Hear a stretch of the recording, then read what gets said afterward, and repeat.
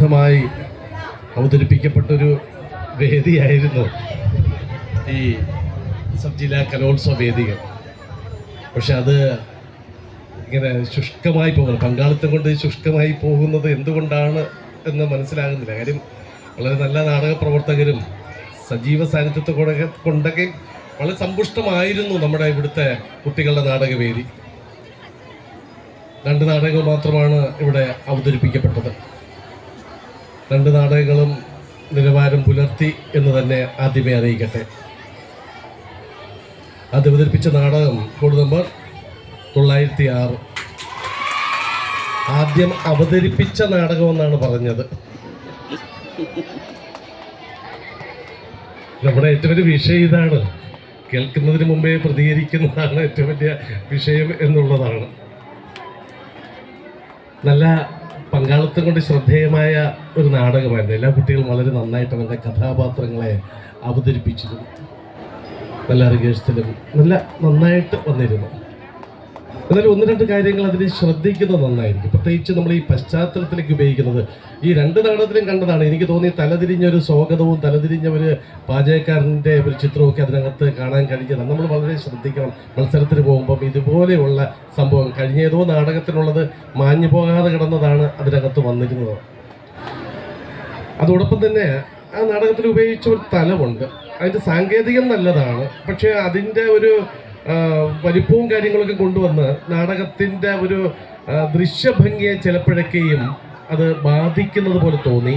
അതുകൊണ്ട് തന്നെ അത് ഒന്നും കൂടി ഒതുക്കി ചെയ്ത് കഴിഞ്ഞാൽ നാടകത്തിന് അത് ബാധിക്കാതെ പോകും. പ്രമേയം കൊണ്ട് അഭിനയം കൊണ്ടും ഏറെ ശ്രദ്ധിക്കപ്പെട്ട ഒരു നാടകമായിരുന്നു അത്. പക്ഷെ എങ്കിൽ പോലും കുട്ടികളുടെ ശബ്ദ നിയന്ത്രണം അതുപോലെ ചലനം എന്നൊക്കെ പറയുന്നത് കുറച്ചധികമായി പോകുന്ന ഒരവസ്ഥയുണ്ട്. അതുകൊണ്ട് തന്നെ വ്യക്തത പലപ്പോഴും വരാതെ പോകുന്ന ഒരു സ്ഥിതിവിശേഷമുണ്ട്. അതുപോലെ തന്നെ പശ്ചാത്തല ശബ്ദം, ആദ്യത്തെ ആ സംഗീതമൊക്കെയും അതിൻ്റെ നിയന്ത്രണം കൃത്യമായി കുട്ടികളെ പഠിപ്പിക്കാത്തത് കൊണ്ടാകാം ഇവരുടെ ശബ്ദം വളരെ ചെറിയ ശബ്ദമാണ്. അത് പലപ്പോഴും വ്യക്തമായിട്ട് പുറത്ത് വരാതിരിക്കുന്നുണ്ട്. അത് ഒന്ന് ശ്രദ്ധിക്കുന്നത് നല്ലതാണ്. കുഞ്ഞപ്പൻ, ലാലു, മുത്തശ്ശി ഇവരൊക്കെ വളരെ മനോഹരമായിട്ട് ആ കഥാപാത്രങ്ങളോട് നീതി പുലർത്തി. സംവിധായകനും എഴുത്തുകാരും ഒരു നല്ല ആശയമുള്ള ഒരു നാടകമായിരുന്നു അത്. ഒരേ ഉടുപ്പ് എല്ലാവരും ധരിച്ചാൽ ഒരുപോലെയാവില്ല എന്ന് പറയുന്ന ഒരു വലിയ സത്യം.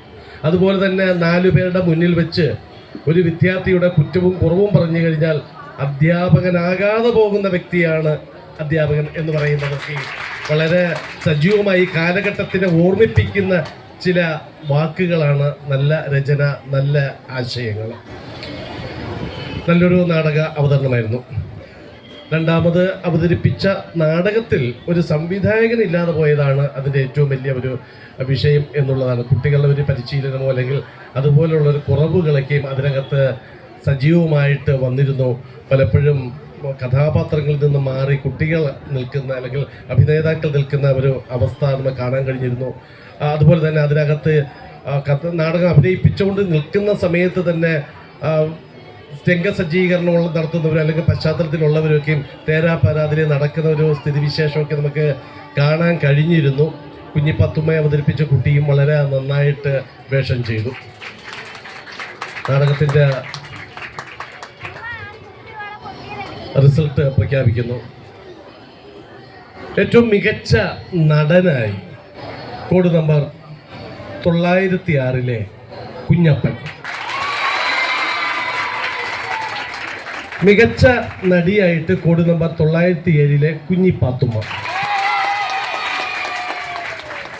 ഞങ്ങൾക്ക് 2 പേരെ അഭിനന്ദിക്കാതിരിക്കാൻ പറ്റാത്തത് കൊണ്ട് പ്രത്യേക അഭിനന്ദനം കോഡ് നമ്പർ 906 ലാലപ്പനും 906 മുത്തശ്ശിയും. 2 പേരെയും പ്രത്യേകം അഭിനന്ദിക്കുകയാണ്. നാടകം ഏറ്റവും മികച്ച നാടകം code number 906 first A grade, code number 907 second B grade.